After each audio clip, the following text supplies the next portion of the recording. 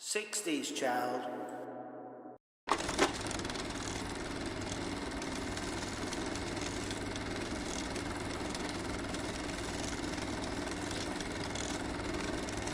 Hello everybody, hope you're well and welcome to my latest video.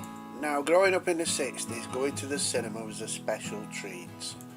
These buildings were often very grand and very luxurious.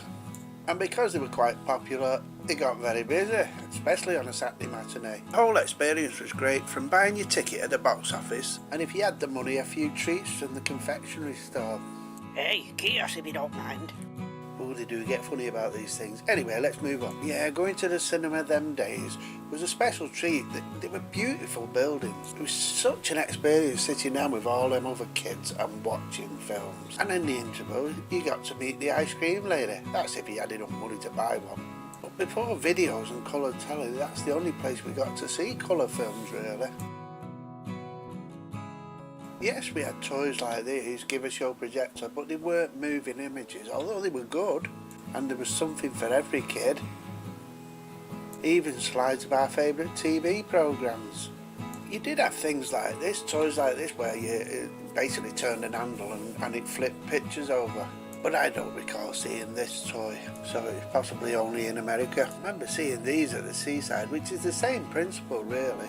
From the 40s and 50s, they still existed, these kind of things, just like peep show things, but they're only slides again. And a lot of them covered things like royal weddings and royal tours, etc, etc. I think kids would have soon got bored of that. Here's a viewer based on the TV show Muffin the Mule, which really was a bit early for 60s kids.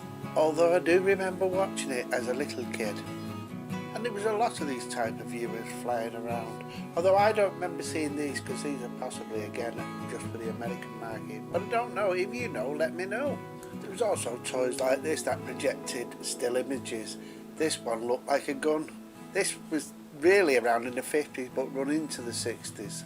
You see, Kodak was a leader in film. But the problem was the only home movies really, and they weren't really home movies because it was so expensive, was 16mm.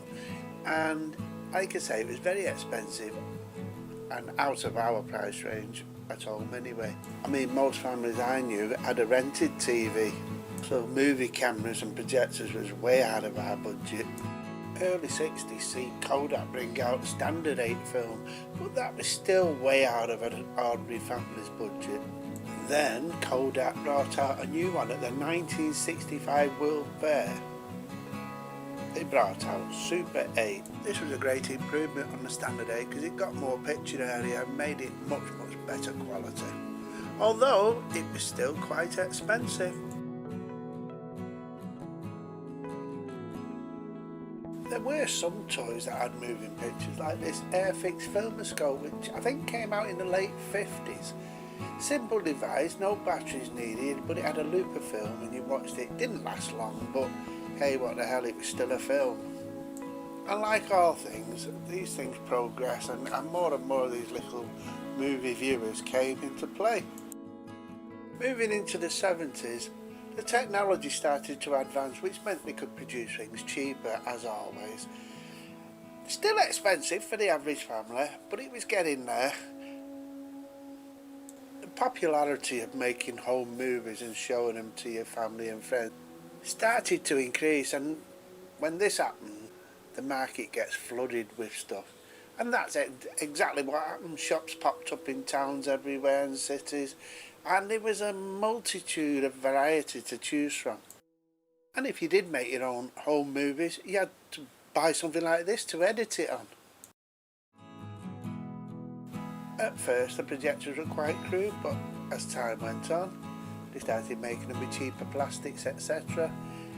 And they even had sound projectors available.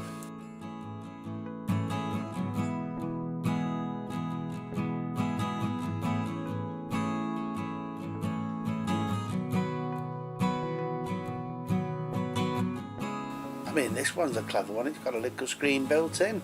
But if you didn't have one of those kind of projectors, you needed a screen, and there was no shortage of them either. I remember seeing my first movie screen in the school. I think it was secondary school, and we were watching A Taste of Honey. all to do with English literature, and I also think I remember watching Lord of the Flies. As I said earlier, there were lots of shops popping up all over the place. Our local cinema had one next door to it, so when you were queuing up to get in the cinema, you'd stand there looking at all these cine projectors and films and stuff. Our comics were becoming stuffed with all these horror film titles and everything. What I really liked was the artwork on the boxes of these films.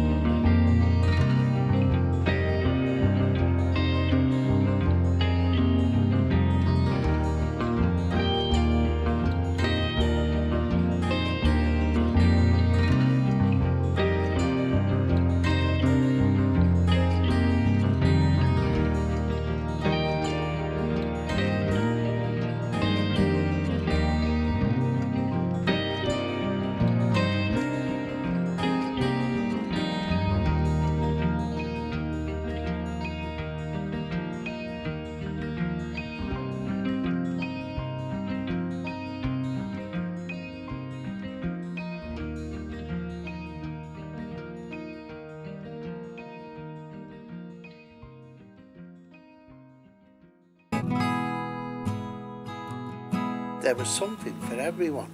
Every member of the family there was a film for. Even something for the dads.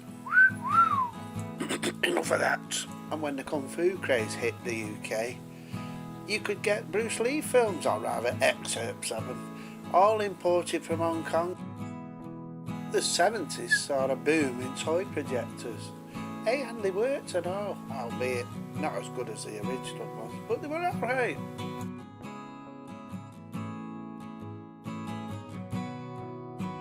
There were mini viewers like the Fisher Price movie theatre. And this one was very popular, the Fisher Price movie viewer that literally just put a cartridge in and watched it from a peephole. I don't think the film lasted very long, maybe half a minute. It was just a loop of film basically. But there was no shortage of these things.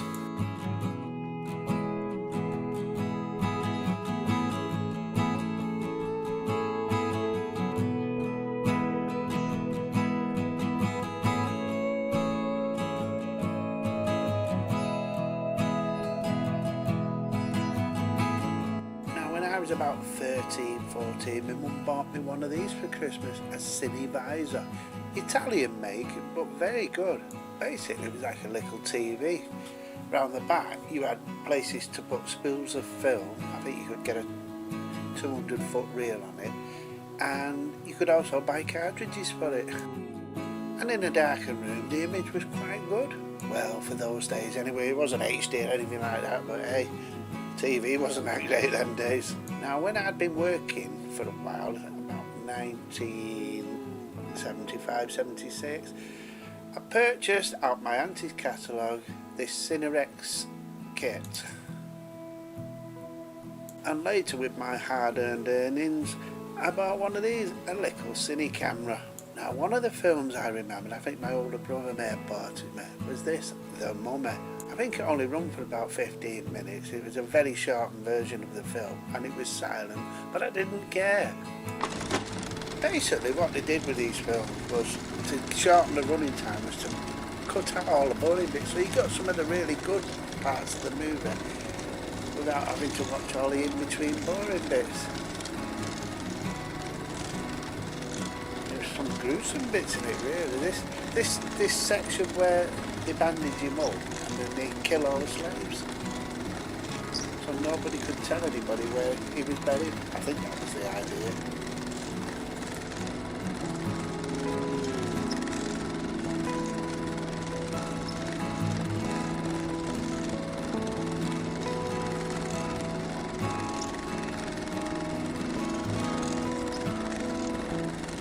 This scene where he sees the mummy, this is now down as a classic in horror movies.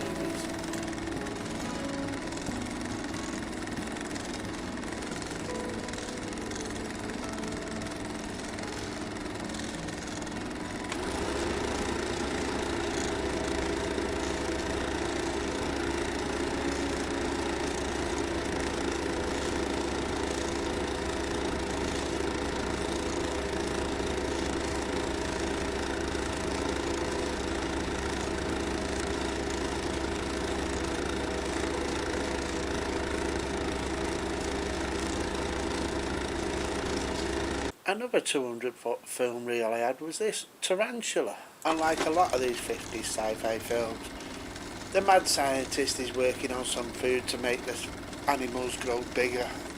Everybody can have food then, but it backfires and he ends up with a giant spider. Here he's being attacked by one of his experiments, I suppose. Anyhow, near the end of the film, the spider starts attacking people in the town and everything. And what's interesting about this is this guy here, it's Clint Eastwood, one of his earliest first appearances in a film. It's a bonus, really. Rubbish film, though. Anyway, the jets do their job and blow the spider up and it burns to a crisp. And that's the end of the film.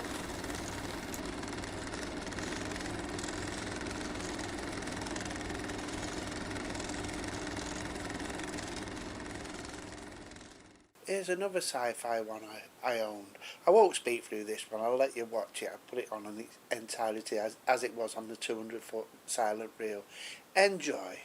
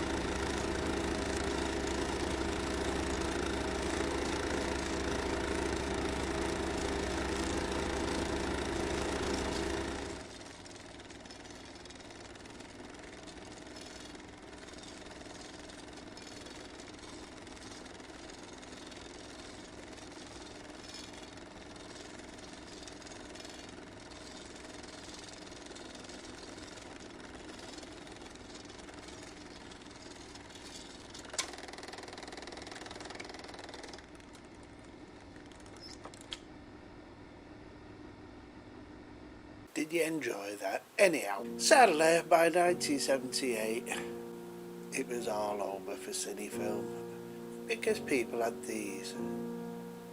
But that's another story for another video. As with all these things, there's still enthusiasts out there who still use Cine Film. But to be honest, it's a relic of the past. And you've got HD projectors and everything now that people can buy for their homes. Anyhow, I hope you enjoyed the video. Take good care of yourselves, and I'll see you later.